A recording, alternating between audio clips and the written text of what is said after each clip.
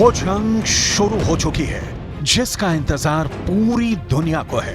ये हर कोई जानना चाहता है कि आखिर क्या होगा जब इजराइल के डिफेंस फोर्स गाजा के अंदर प्रवेश करेगी। लेकिन गाजा में प्रवेश करते ही, गाजा में कदम रखते ही इजराइल की आर्मी पर गाज गिरी है। गाजा के बॉर्डर में घुसते वक्त हमास के खूंखार लड़ाकों से इजराइल डिफेंस फोर्स की पहली भिड़ंत का नतीजा सामने आ चुका है। गाजा के किसिफोम इलाके के पास इजराइल डिफेंस फोर्स ने छापेमारी की कोशिश की थी, लेकिन वहां अचानक इजराइल की आर्मी पर हमास के लड़ाकों ने अटैक कर दिया।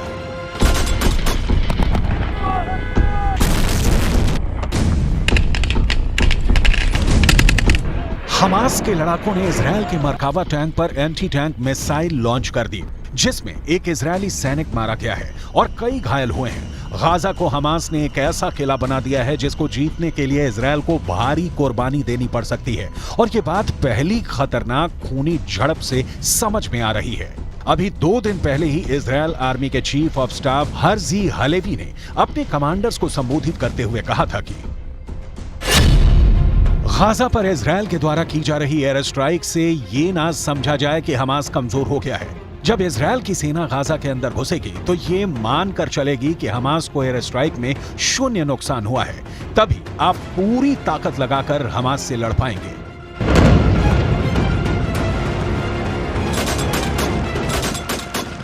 इजराइल के चीफ ऑफ आर्मी स्टाफ की ये बात सही होने में सिर्फ 2 दिन का वक्त लगा, और ये नजर आ गया कि अभी भी गाजा की जमीन पर हमास की पकड़ कितनी मजबूत है। गाजा के अंदर घने इलाकों की गलियों में कैसे खून खराबा होने वाला है, इसकी पूरी तस्वीर समझना जरूरी है। गाजा की गलियों में सीना ऐसी सजी हुई है, अगर इजराइल की सेना गाजा में घुसी तो उसका सामना गाजा के इन लड़ाकों से होगा।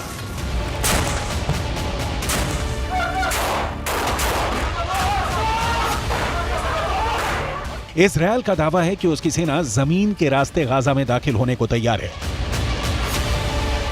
इजराइल की सेना गाजा बॉर्डर पर डटी हुई है। हवाई रास्ते इजराइल गाजा को जमींदोज करने में लगा है। इजराइल की सेना जमीन पर भी जबरदस्त एक्शन में दिखाई दे रही है। इजराइल की सेना की योजना मरकावा टैंक के साथ गाजा की गलियों में दाखिल होने की है। इजराइल का मरकावा दुनिया का सबसे सीक्रेट टैंक के रूप में पहचाना जाता है, जिस टैंक के खिलाफ अचूक मानी जाने वाली मिसाइल भी नाकाम हो जाती है। लेकिन गाजा का दावा है कि वह इन टैंकों को भी फोड़ सकता है। इजराइल की सेना जमीन के रास्ते गाजा में किसी भी वक्त दाखिल हो सकती है, लेकिन गाजा भी उनको मुंहतोड़ जवाब देने के लिए तैयार है। अब सवाल यह है कि गाजा में हमास इजराइल के सैनिकों का मुकाबला कैसे करेगा। इजराइल की सेना को रोकने के लिए हमास के पास और क्या है। गाजा को लेकर पूरी दुनिया इस वक्त सिर्फ 3 सवाल पूछ रही है।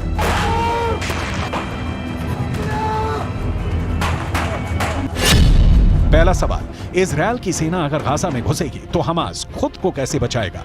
दूसरा सवाल, इजराइल हमला करेगा तो हमास के सामने सबसे बड़ा डिफेंस क्या है।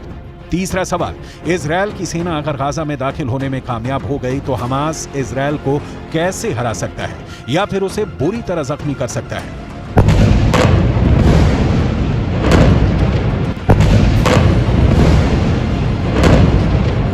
हमास की इस तैयारी को देखिए। ये तैयारी गाजा में स्ट्रीट फाइट के लिए हो रही है। इजराइल की फौज जब गाजा के बीचों बीच पहुंचने की कोशिश करेगी तो उसके सामने इस तरह का चैलेंज होगा। गाजा में हमास के लड़ाके मुकाबला करने को तैयार मिलेंगे, वहीं इजराइल की सेना की एक टुकड़ी गाजा के बॉर्डर के अंदर दाखिल होने के लिए जंग लड़ रही है। वहीं दूसरी टुकड़ी गाजा में स्ट्रीट फाइट की तैयारी कर रही है। गाजा को लेकर पूरा ऑपरेशन या कहें कि जंग कितनी खतरनाक हो सकती है, इसका अंदाजा आप इन तस्वीरों से लगा सकते हैं।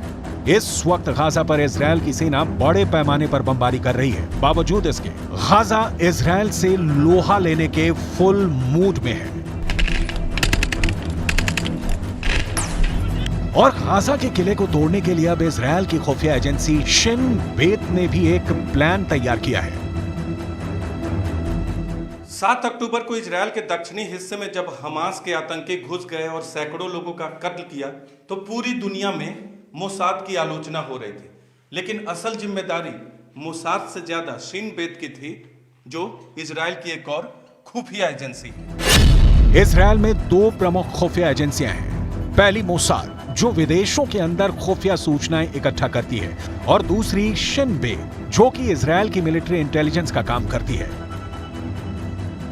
यानी जब हमला इजरायल के अंदर हुआ तो इजरायल की मिलिट्री को आगाह करना शिन बेत का काम था, लेकिन शिन बेत यह काम नहीं कर सकी और इसके लिए शिन बेत के हेड रोनेन बार ने पूरी जिम्मेदारी भी ली है। रोनेन बार ने इसके लिए माफी मांगते हुए यह भी कहा कि हमास ने 7 अक्टूबर को इजरायल में जो किया है उसके बाद वो समझ ले कि अब इजरायल के इंतकाम की कोई सीमा नहीं होगी।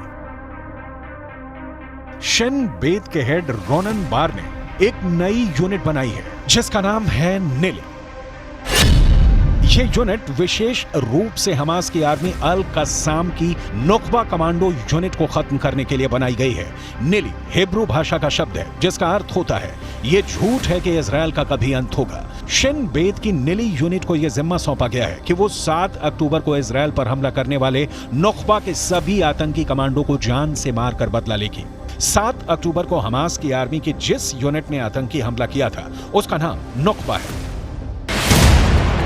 7 अक्टूबर को नुकबा के करीब 2500 आतंकी दक्षिण इजरायल के इलाके में घुसे थे और लगातार 2 हफ्ते तक यह ऑपरेशन चला था, जिसमें 1500 के करीब नुकबा कमांडो इजरायल की आर्मी ने कॉम्बैट ऑपरेशन में मार गिराए थे।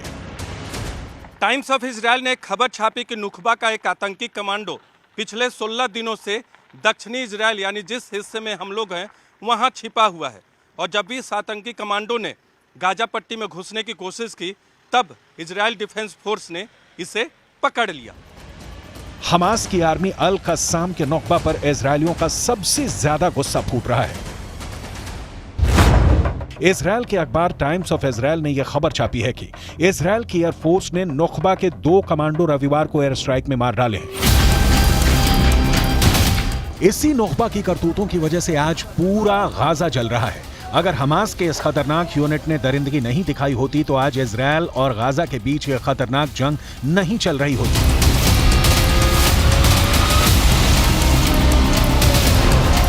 यह इस वक्त की गाजा की ड्रोन फुटेज है। ऊपर से गाजा सीमेंट की इमारतों का कब्रिस्तान नजर आ रहा है। ये घर, फ्लैट, बाजार, दुकान कभी हंसियों से गुलजार थे, लेकिन अब ये सब बियाबान हो चुके हैं।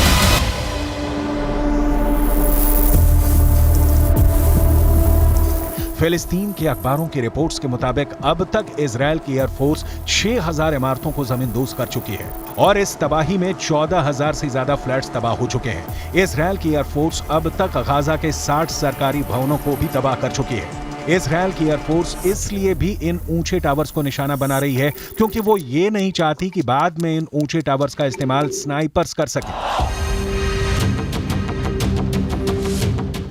ऐसी तबाही गाजा के अंदर होगी, ये पूरी दुनिया को अंदाजा नहीं था।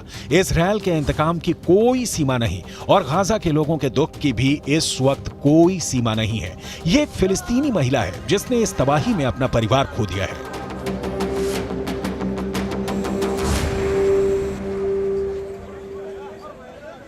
وبالنسبة للشهيد هو على خط واحد مع باقي الشهداء ومع المنتظرين إلى تحقيق النصر. هي معركة حق وباطل، هي معركة حق وباطل أينما كانت. أهل الحق واحد وأهل الباطل واحد، والحق منتصر قطعا لا محالة. गाजा के लिए ये एक आम त्रासदी हो गई है जहां हर दिन एयर स्ट्राइक होती है, सैकड़ों लोग मारे जाते हैं। अब तक करीब 14000 लोग घायल हो चुके हैं, करीब 5000 लोग मारे जा चुके हैं। इनमें से करीब 2000 छोटे बच्चे हैं और 1000 महिलाएं हैं। हमास और इजरायल की इस लड़ाई में आम लोग बुरी तरह से पिस रहे हैं।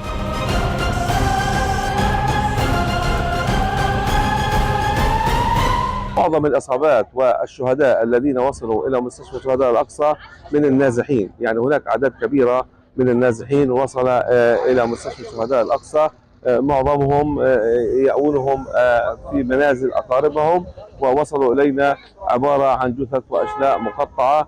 أكثر من 90 شهيد وصلنا منذ الصباح الباكر إلى مستشفى شهداء الأقصى في المحافظة الوسطى، وكما تسمع دوي القصف بجوار مستشفى شهداء الأقصى الآن. फिलिस्तीन के अखबारों के मुताबिक उत्तर गाजा के 2 अस्पताल अल शिफा और अल कुद्स को भी इजरायल डिफेंस फोर्स की तरफ से खाली करने के लिए कहा गया है। ऐसे में गाजा के अंदर चिकित्सा का काम लगातार प्रभावित हो रहा है और ये सारी तबाही क्यों मची हुई है? क्योंकि ये इजराइल के वो लोग हैं जिनके परिवार के सदस्यों को हमास ने बंधक बना रखा है। इजराइल डिफेंस फोर्स के मुताबिक 200 से 250 लोग इस वक्त हमास की कैद में हैं और इजराइल के अंदर इनके परिवार विरोध प्रदर्शन कर रहे हैं, नारे लगा रहे हैं कि लोगों को रिहा किया जाए और साथ ही बंधकों की तस्वीरें भी हैं। ये एक बहुत बड़ा द्वंद्व है जो पूरी दुनिया में चल रहा है।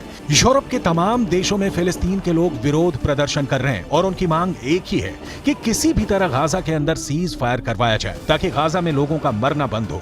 जबकि दूसरी तरफ इजराइल के समर्थक वो लोग हैं जो ये कह रहे हैं कि हमास ने जो किया है उसकी सजा देने का हक इजराइल के पास है। 7 अक्टूबर को इजराइल के दक्षिणी हिस्से में जब हमास के आतंकी घुस गए और सैकड़ों लोगों का कत्ल किया तो पूरी दुनिया में मोसाद की आलोचना हो रही थी, लेकिन असल जिम्मेदारी मोसाद से ज्यादा शिन बेत की थी, जो इजराइल की एक और खुफिया एजेंसी है। इजराइल और फिलिस्तीन की इस जंग ने पूरी दुनिया के अंदर कई इलाकों में एक सांप्रदायिक तनाव को जन्म दिया है, जिसका असर अमेरिका और यूरोप के तमाम इलाकों में नजर आ रहा है। ताजा खबर यह है कि अमेरिका में शनिवार की सुबह डेट्रॉयट सिनेगॉग की अध्यक्ष सामंथा वोल की चाकू मारकर हत्या कर दी गई। सामंथा एक यहूदी धर्मस्थल का काम देखती थी। लंदन में फिलिस्तीन का समर्थन और इजराइल का समर्थन करने वालों के बीच भी होड़ नजर आ रही है। पहले फिलिस्तीन के समर्थकों ने लंदन के अंदर एक बड़ा विरोध प्रदर्शन किया। यूरोप के कई अखबारों ने दावा किया कि फिलिस्तीन के समर्थन में 1 लाख लोग उतर आए थे। कई लोगों ने इस प्रदर्शन में आपत्तिजनक नारे लगाए थे, जिनके खिलाफ कार्रवाई हुई है। वहीं दूसरी तरफ इस प्रदर्शन के बाद प्रतिक्रिया में 10,000 लोगों ने ही लंदन में प्रदर्शन किया और वो इजराइल के समर्थन में प्रदर्शन कर रहे थे। स्पेन में भी ऐसे ही प्रदर्शन हो रहे हैं। Esto se va a repetir cada ciertos años, se va repitiendo la misma historia. Si no buscamos una solución fija, que el Estado sionista respete las leyes internacionales, no va a haber una solución a corto plazo. Lo que está pasando ahora pasó hace 10 años y volverá a pasar de aquí a 10 años otra vez. Spain के Barcelona में एक बहुत बड़ा विरोध प्रदर्शन हुआ है। हजारों लोग फिलिस्तीन के झंडे लेकर बार्सिलोना में उतर गए।